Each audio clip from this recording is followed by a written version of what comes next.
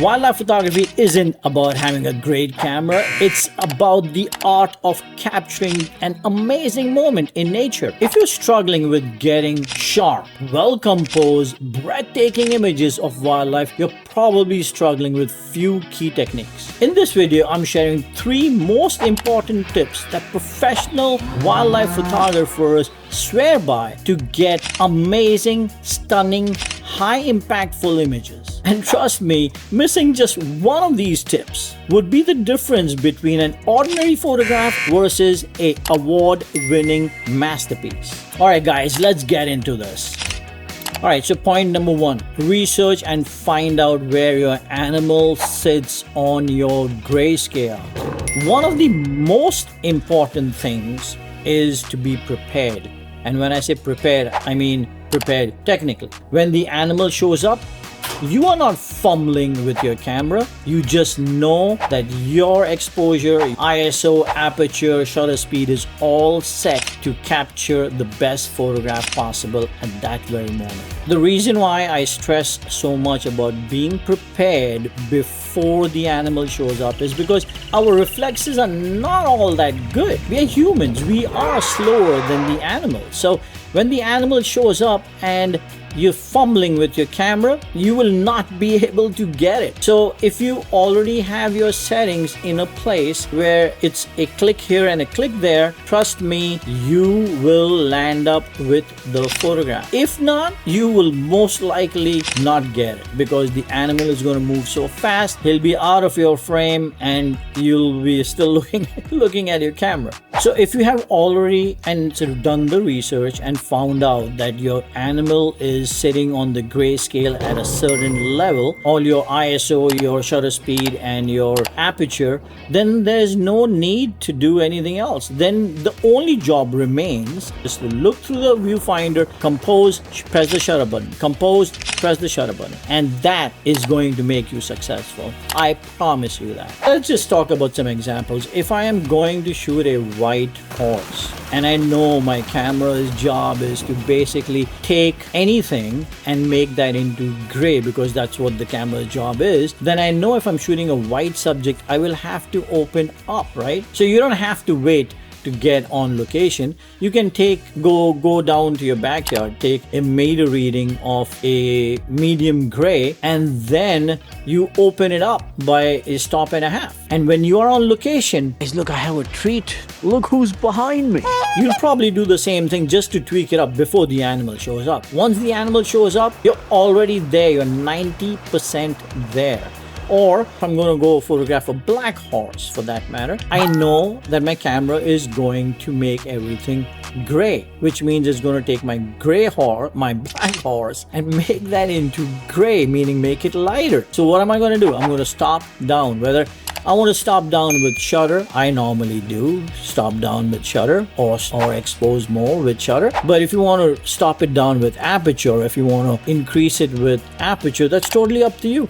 But you know what you're going to do because you know and you have made a relationship between the skin of the animal and the grayscale. And once that is done, you know whether to take it up, whether to take it down. And do that before you get on set so you're ready and not fumbling. And that, trust me, will get you what you want as far as exposure is concerned, as far as composition is concerned, as far as even sharpness is concerned, because you're not fidgeting around with your camera while the animal shows up. You are just doing one thing, pressing the shutter button, looking at where he sits in your composition.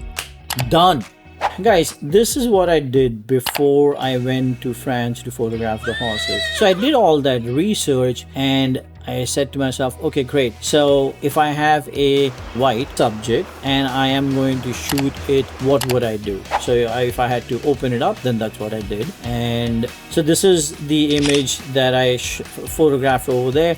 I had done all my research. This is another photograph that I did, and I didn't do much as far as camera settings are concerned because I already had done my research, and I said, okay, I'm going to photograph this white wolf and it's going to be on a white snow. So I'm going to open up for the wolf right? And I'm going to open up for the snow. And that's what I did. And look at this one. This one is the same thing. I knew I was going to photograph black horses on a white setting.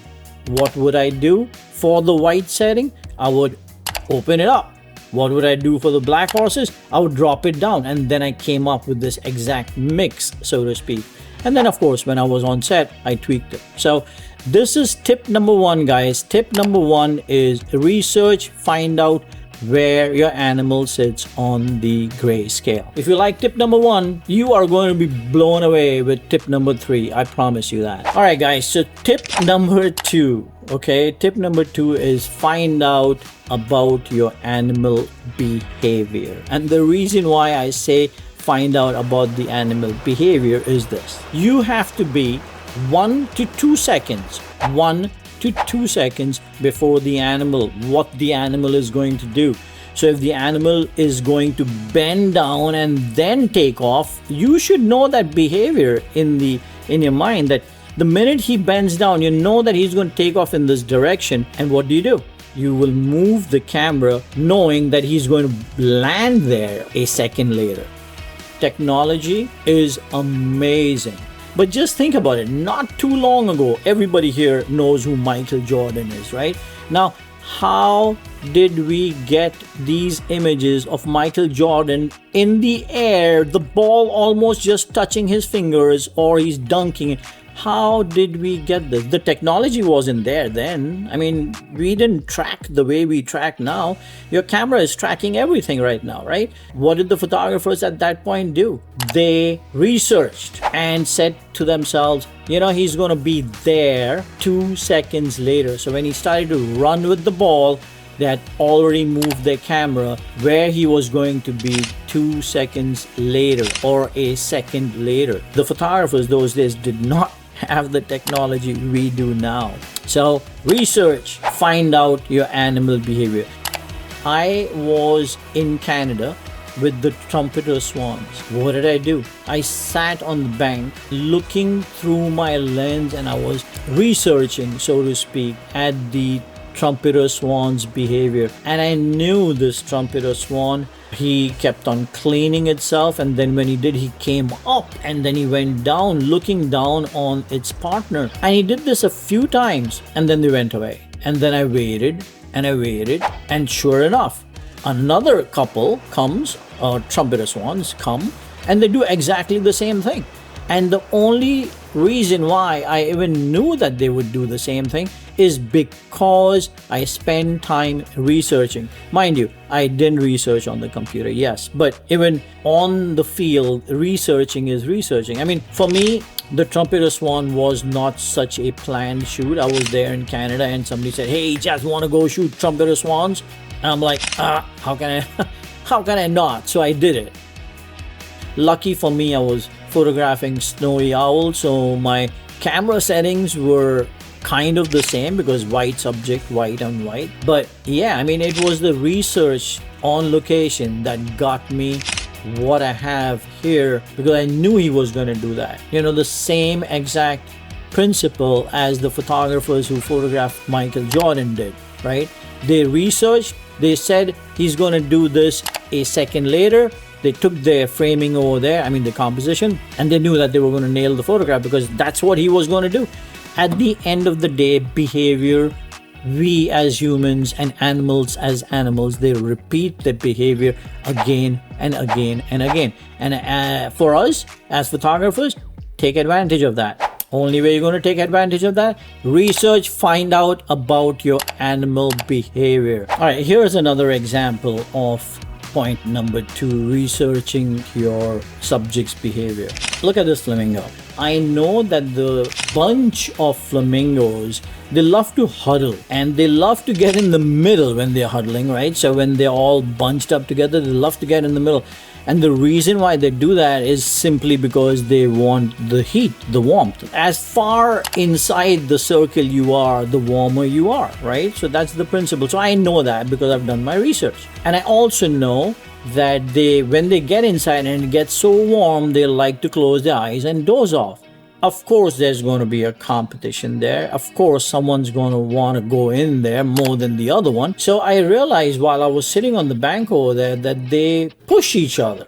They push each other. And when they push each other, the guy who is napping or the bird that is napping gets irritated. And what does it do? It comes out with the neck and then goes bang. So it goes all the way at the back to get full force and goes all the way in the front. That neck behavior is what I was chasing, and I got that because of my research. I knew the minute someone would push him around, this guy would get up, move the neck and the beak back, and then go all out, all force. And I wanted to catch him right in the middle, and that's exactly what I got. And that happened simply because I did my research. Before I can tell you about point number 3, I just want you to do something. If this is helping you, please subscribe to the channel, send me a comment, say what you want me to speak about, and I'll do that. All right, guys, so point number 3, find out as much as you can find out about your environment. Find out about the trees, what kind of trees live there, grass bush that you have over there. Find out about what color will the trees be. Find out about how the winds are going to blow. Find out about whether it's going to be all snow. Let me give you some examples about environment. I don't carry a gray card with me. I don't, because there are gray cards all over nature, right? So why would I carry a gray card? The reason why I ask you to find out about your environment is because when you know that you're going in a snowy setting, then you know that automatically you will have to open up by 2 stops, right? Technically sound. You will get technically sound if you find out about your environment. Or if you're going to Africa after the summer, then you know that everything over there is going to be brown. What does that mean? Brown for me, tan I should say, for me is gray. On the gray scale, it sits exactly on gray. So I'll take advantage of that. And that is the benefit of having to know what your environment is. Here is another reason why I like to research about my environment. If there are tall trees, and if I have a horse that is running towards me and I know that there's a tall tree at the back, obviously the tree is going to be blurrier. So I will align myself and put myself in a position where the tree is right behind the horse. Especially if it is a light horse, it's going to pop because the tree is going to be darker, right? So that's another reason why you want to know what your environment is. Let's look at this polar bear photograph. In this particular place, there were mountains behind and they were covered in snow. I also wanted to have space between the polar bear and the mountain at the back. And if I position myself literally 20 feet on the right, then I would probably get a hill which is so close that it would not separate the polar bear versus the small hill. So I found out where to sit, and I got that only by researching what my environment is going to be. Also, knowing the difference between your subject, if your subject is white and your environment is white. So what comes to your mind when I say polar bear? White. What comes to your mind when I say I'm going to photograph the polar bear in the winter? White. So now you're thinking white on white. Now, if you know that you're going to photograph white on white, you want to also find out what is the stop difference, the measurement difference between the polar bear and the snow. In my mind, the polar bear is going to be a tad bit yellowish compared to the snow. So I know that if I expose to my polar bear, my background is going to blow out just a tad bit, which is absolutely okay. If I do exactly the opposite, my polar bear is going to not sit in the right place. So these are the things you have to find out, and these are the things that will change your photography tremendously.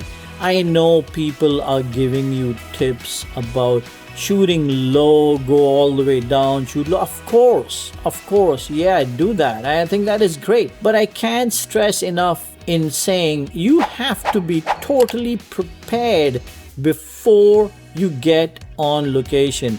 And the three ways that I do my preparation: research, grayscale, so it puts me into a 80% technical know-how to make my exposure proper, to research and find out what my animal behavior is, so this way I can predict what they're going to do a second later. And of course, I love to find out about the environment, because that just helps me be an artist. You know, if I do this, this is going to happen. If I do this, I can do this. And if I can do that, I can do this. And all these things together changes your wildlife photography. And I promise you, it changed mine. It is going to change yours. I guarantee it. If you think this video helped you, subscribe to my channel, and I will see you guys in the next one.